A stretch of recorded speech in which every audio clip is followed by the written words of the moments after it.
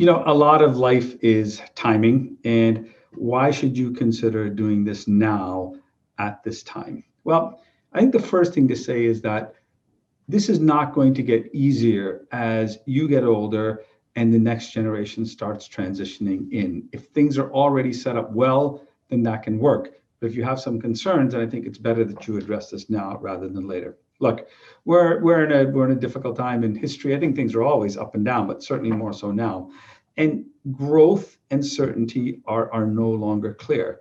No one can forecast the future well in normal times, but in this time, it may be even more difficult. So I think that COVID has put things in perspective for family members. We've now been through this for a period of time. I think a lot of people have reflected on their lives and what they want to do with their life, with their wealth, and how they want their children to inherit that wealth. So I think that there's a structural change going on in real estate, and it's real estate is moving from families to institutional hands. And these institutions are huge, and it's difficult to compete with them based on the regulation coming down the pipeline in certain industries. They have hundreds of analysts, and they can look at every facet of building ownership and building management, and sometimes can do a more effective job than a family. In fact, one of the things you might want to do is to joint venture with these institutions and get some cash, but also retain some ownership in the real estate.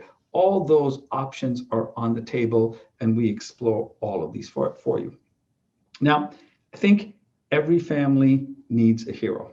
And maybe you're the hero for the family who initiates this process of saying, look, we need to have these discussions, and sometimes they're hard discussions. And I'll be candid. Sometimes you may be the hero, but initially you might be seen as the villain for saying, why are you looking up at breaking, our parents or our grandparents' dynasty in business? And you don't want to do that unless you have to do that, right? But at a certain point in some families, it comes to a time when there needs to be a parting of ways in a professional manner, but still maintain all the things that make, families wonderful.